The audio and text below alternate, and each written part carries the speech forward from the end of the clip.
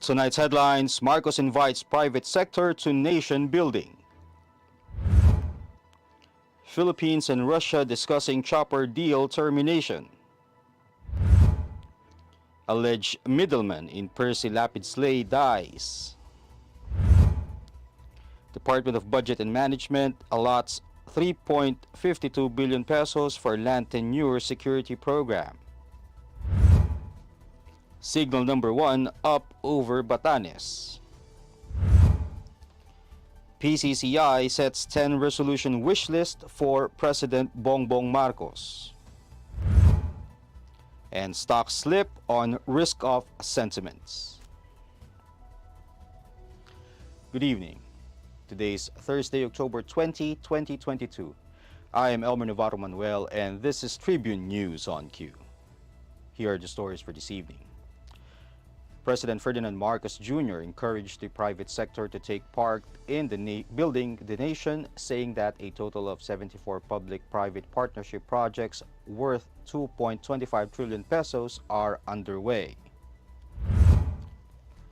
During his speech at the 48th Philippine Business Conference and Expo in Manila, Marcos said that as of August this year, the government has a total of 74 PPP project in the pipeline with a combined estimated cost of 2.25 trillion pesos. Marcos said his administration is pushing to enhance the business environment and allow the business sector to maximize the contribution to the revitalization of the country's economy. He then called on stakeholders to work together to create more infrastructure projects that will empower and strengthen the economy. The Department of National Defense said that the Philippines and Russia have started discussing the details regarding the termination of their 12.7 billion peso helicopter deal. DND spokesperson Arsenio Andolong said that the Philippines already sent a notice for the deal's termination, but the matter is not yet settled, adding that discussion would determine the shape of the termination. The DND in August said it is canceling its procurement of 16 Mi-17 helicopters worth 12.797 billion pesos from Moscow due to changes in priorities necessitated by global political developments. Because the Philippines already paid a 1.9 billion peso down payment for the contract, Andolong said the government would work on the refund. Justice Secretary Jesus Crispin Remulla disclosed on Thursday that the new Bilibid prison inmate who allegedly acted as a middleman in the plot to kill slain broadcaster Percy Lapid has died. Remulla clarified that it was an alleged middleman, stressing that he did not know the full story yet.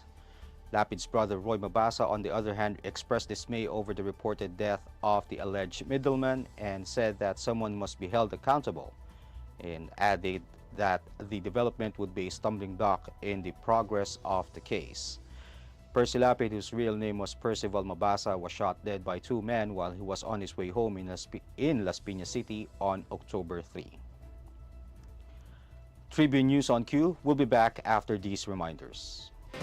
Mga impormasyong direktang makukuha mula sa sources at diretsahang usapan. Yan ang ating damin sa inyo sa programang Straight Talk. Samahan nyo kami sa makabuluhang talakayan live tuwing Martes alas 10 ng umaga sa official Facebook page ng Daily Tribune at Tribune Now on YouTube.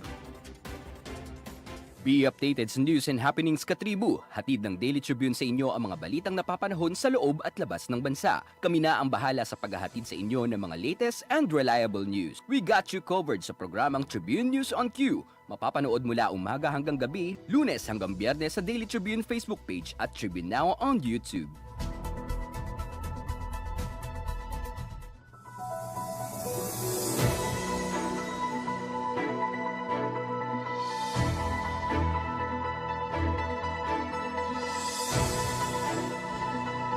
In other news, the Department of Budget and Management said it has set aside 3.52 billion pesos for the land tenure security program of the Department of Agrarian Reform under the proposed 5.268 trillion peso national budget for next year. The DBM said the proposed LTSP budget is 12.68% higher than this year's 3.12 billion peso allocation.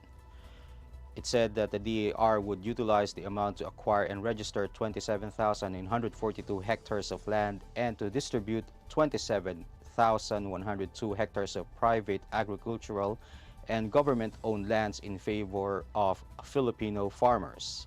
The LTSP is a major undertaking of the DAR together with the Agrarian Reform Beneficiaries Development and Sustainability Program and support to parcelization of lands for individual titling. State Weather Bureau Pagasa announced that storm signal number 1 is in effect on over 3 areas as Tropical Depression Obet continued moving westward while maintaining its strength. Pagasa said signal number 1 is still raised over Batanes, Babuyan Islands, and the northeastern portion of mainland Cagayan. These areas have strong winds prevailing or expected within 36 hours. Winds may also result in minimal to minor threat to life and property. As of 4 p.m., the center of Obet was estimated at 650 kilometers east of Basco, Batanes. It has maximum sustained winds of 45 kilometers per hour near the center and gustiness of up to 55 kilometers per hour. At present, Obet is moving westward at 15 kilometers per hour. It also has strong winds that extend outwards up to 220 kilometers from the center. From Friday early morning to Saturday morning, Pagasa said moderate to heavy with at times intense rains are possible over Batanes, Babuyan Islands, Apayao, and the northern portion of Ilocos Norte and mainland Cagayan. In business, the Philippine Chamber of Commerce and Industry said it is set to submit to President Ferdinand Marcos Jr. a list of policy recommendations that the business community hopes his administration will act on. The 10 resolution wish list of the PCCI will be presented to the President at the closing of the 48th Philippine Business Conference and Expo.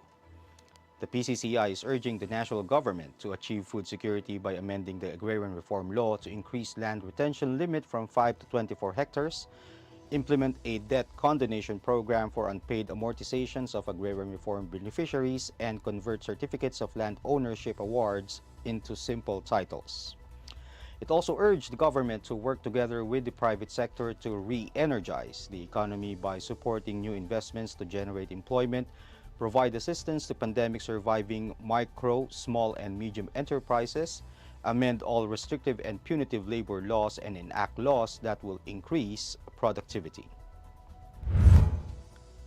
And risk-off sentiments ended the Philippine Stock Exchange index's rally on Thursday, but the peso finished the day sideways despite expectations for further hikes in the interest rates both here and overseas.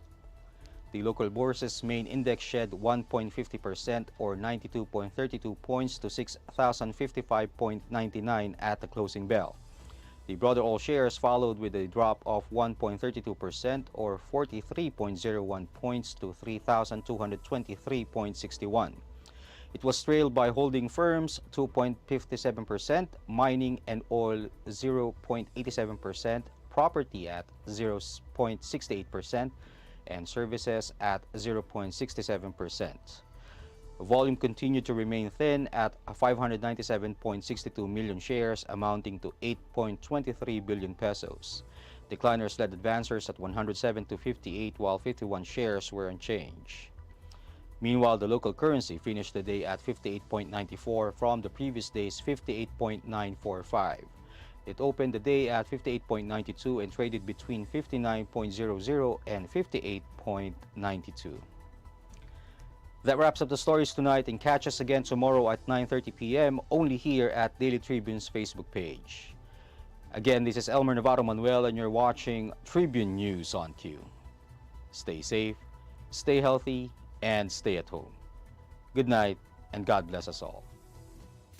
We would like to thank the following: Araneta, Pag-ibig, SM Supermall, Veteran, Divina Law Offices, ICTSI, Xlog, Globe, Kia, PLDT, Cherry, Tanawan, Prime Homes, RLC, Pure Gold, Meralco, and SM Retail.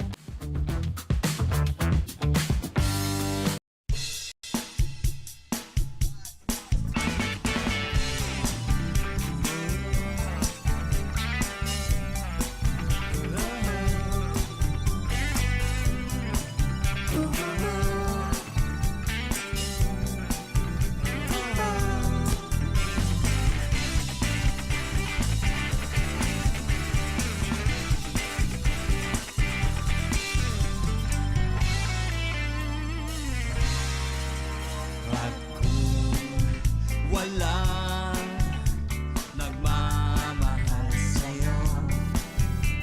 Ako'y nandito lang at nasa tabi mo.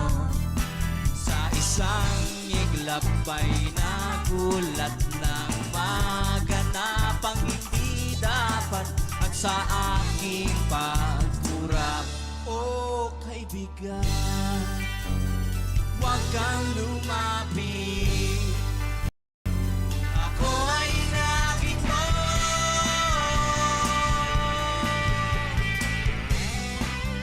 Bigla na lang sinabi mo, huwag ka na lang umasa pa. Tapos na ito pelikula, sana'y tanggapin mo na.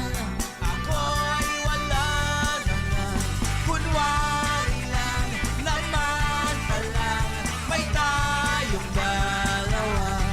Huwag kang mag-alala, ako'y hindi isang tanga.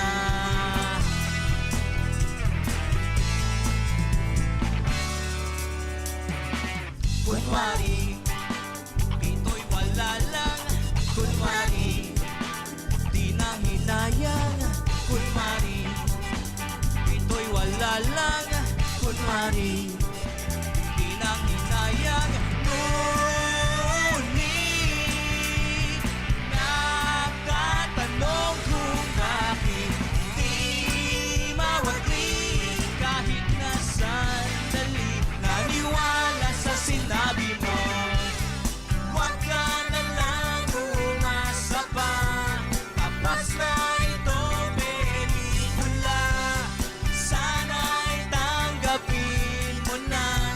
Ako ay wala naman, kunwari lang naman palang may tayong dalawa.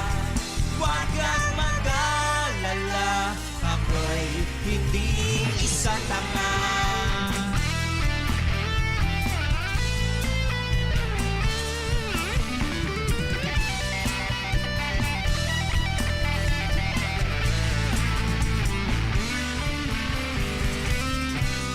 Huwag ka na lang umasa pa. Tapos na itong pelikula, sana'y tanggapin mo na. Ako ay wala naman at darating ang araw na malilimutan ka. Huwag kang mag-alala, ako'y hindi isang tanga. Huwag kang mag-alala, ako'y hindi isang tanga. Huwag kang mag-alala, nagkaya ko ng mag-isa. Huwag kang mag-alala, ako'y hindi isang tanga. Huwag kang mag-alala, ako'y hindi isang tanga.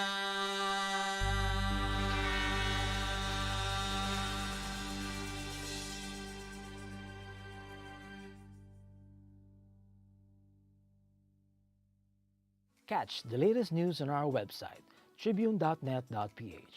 Follow us on Facebook, Twitter, and Instagram. Subscribe to our YouTube channel, Tribune Now. Download the Daily Tribune app on Apple Store for iOS and Google Play for Android to get the latest and most comprehensive news online.